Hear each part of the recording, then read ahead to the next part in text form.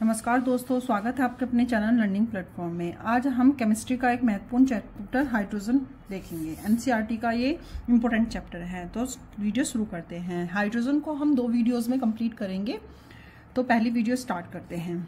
Hydrogen is the most abundant element in the universe and the third most abundant on the surface of globe is being visualised as the major future source of energy.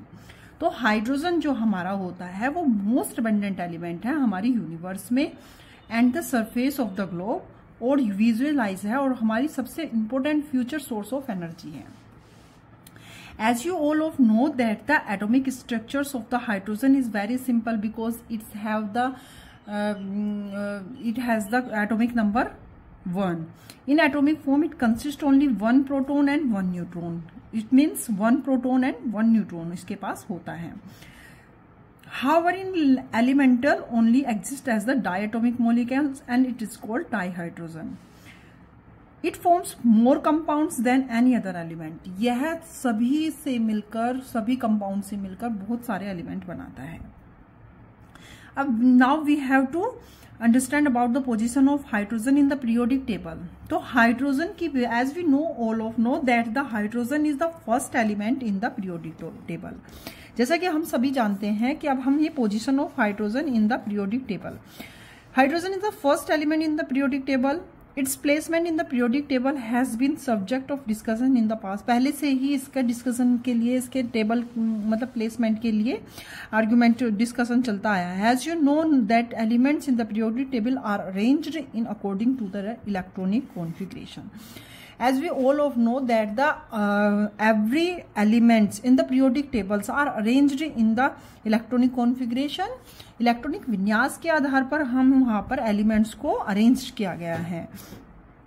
Hydrogen has electronic configuration 1s1। क्या होता है? 1s1 electronic configuration. 1 was on one hand, it electronic configuration is similar to the outer electronic configuration of alkali metals.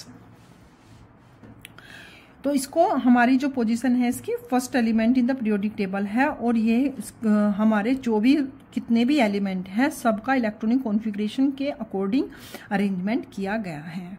Now we have to talk about the dihydrogen. Dihydrogen H2। Dihydrogen is the most abundant element in the universe and 70% of the total mass of the universe and it is the principal element in the solar atmosphere. और ये हमारे solar atmosphere में principal element है।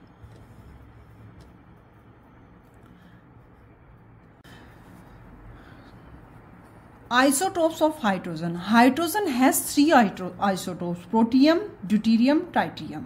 Hydrogen के पास 3 isotopes होते हैं। Protium होता है, ड्यूटेरियम होता है और ट्राइटिरियम होता है। प्रोटियम होता है 1h1, deuterium 1s2 and deuterium 1s3। This is the isotopes have gases. How these are isotopes differ from each other? These isotopes differ from one another in respect of presence of neutrons. Ordinary hydrogen, ये हमारे जो isotopes होते हैं ये neutrons की presence के कारण एक दूसरे से डिफर हैं, डिफरेंट हैं। Hydrogen protium has no neutrons. Deuterium also has heavy hydrogen has 1 and tritium has 2 neutrons. हमारा जो हाइड्रोजन प्रोटियम होता है उसके पास कोई भी न्यूट्रॉन्स नहीं होता है। ड्यूटेरियम के पास हमारे पास जो होता है वो 1 होता है। This is the heavy hydrogen and deuterium को हम भारी हाइड्रोजन के नाम से भी जानते हैं, हैवी हाइड्रोजन भी कहते हैं। ट्राइटिरियम के पास हमारे 2 न्यूट्रॉन्स होते हैं in the nucleus. That's clear. The predominant form is protium tritium hydrogen contains 0.0156% of deuterium, mostly in the form of Ht. The tritium concentration is about 1 atom per 10 की power 18 atoms of the protium. हमारे जो protium की होती है वो terrestrial hydrogen contains करता है, वो होता है 0.0156, और हमारे जो ट्राइटिरियम कॉन्सेंट्रेशन होती है वो अबाउट 1 एटम पर एक एटम पर 10 की पावर 18 एटम्स ऑफ प्रोटियम होते हैं। अब प्रिपरेशन ऑफ हाइड्रोजन की बात करें तो there are number of methods of preparing dihydrogen from the metals and the metal hydrides. हम इसे मेटल और मेटल हाइड्राइड्स को डिफरेंट तरीके से बना सकते हैं। सबसे पहले हम लेबोरेटरी मेथड से बनाएंगे कि लेबोरेटरी प्रिपरेशन ऑफ डाईहाइड्रोजन। इसके लिए हमें चाहिए जिंक और zinc and dilute hydrochloric acid, ठीक है। उसके बाद it is usually prepared by the reaction of granulated zinc with dilute hydrochloric acid. इसके साथ रिएक्शन करेंगे then the zinc plus 2H positive ion is equal to Zn 2 positive plus H2। Zn हमारे 2 ions 2 protons release करेगा, then H2 hydrogen बन जाएगा। It can also prepared by the reaction of zinc with aqueous alkali. Aqueous alkali में हमने sodium hydroxide लिया है, तो zinc जब सोडियम हाइड्रोक्साइड के साथ रिएक्शन करेगा then it makes sodium zincate and hydrogen release कर देगा। This is the methods of preparation of dihydrogen. Then अब देख लेते हैं commercial production of dihydrogen. I hope that laboratory preparation is clear for everyone. It is usually prepared by when zinc is react with dilute hydrochloric, then it is make zinc and hydrogen.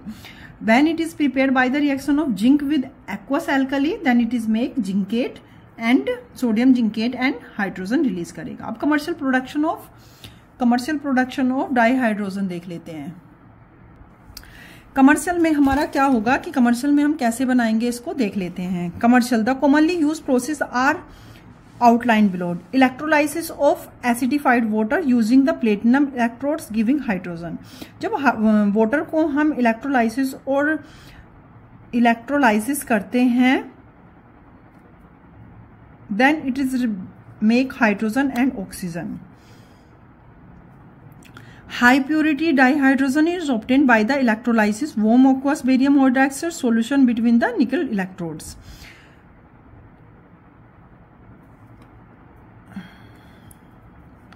Reaction of steam. This is the commercial production of dihydrogen. The mixture of carbon monoxide and H2 is called water gas, as the mixture of carbon monoxide and H2 is used for the synthesis of methanol and a number of hydrocarbons. When we have to carbon monoxide, CO and H2 is called water gas. CO और H2 के mixture को हम water gas कहते हैं, and the mixture of CO and H2 is used for the synthesis of methods and a number of hydrocarbons. It is also called the synthesis gas or sign gas. Nowadays, sign gas is produced from the sewage, sawdust, scrap wood and newspapers etc. The process of producing syngas from coal is called coal gasification. जब carbon water के साथ react करेगा then it is make CO plus H2 and this is the mixture of CO and H2 is called water gas. Clear? Carbon और monoxide and H2O. जब cobalt CO and H2O then mix in the presence of a catalyst then it is make carbon monoxide and H2. This is called water gas shift reaction. ये water gas shift reaction है. Carbon dioxide is removed by the scrubbing with the sodium arsenide solution. That's clear. Now we have to discuss about the properties of the dihydrogen. Property of the dihydrogen. Then firstly we have to discuss about the physical properties.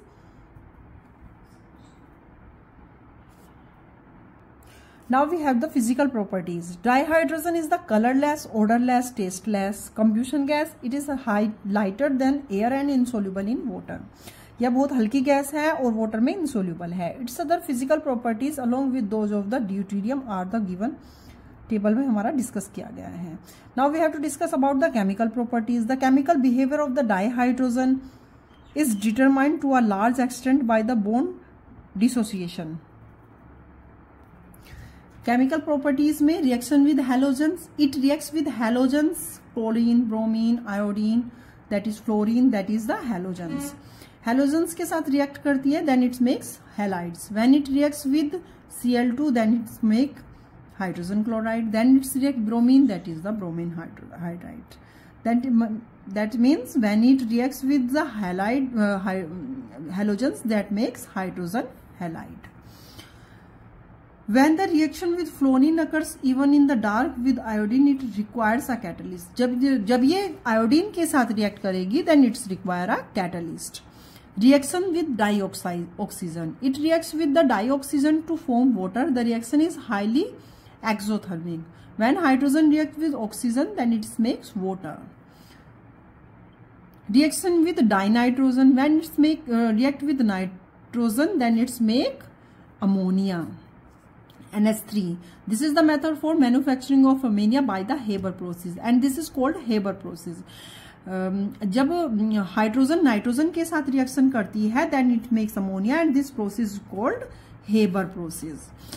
This is also reading in the formation of ammonia. Ammonia में भी हम ये ammonia के formation में भी हम ये Haber process पढ़ेंगे. Reaction with metals.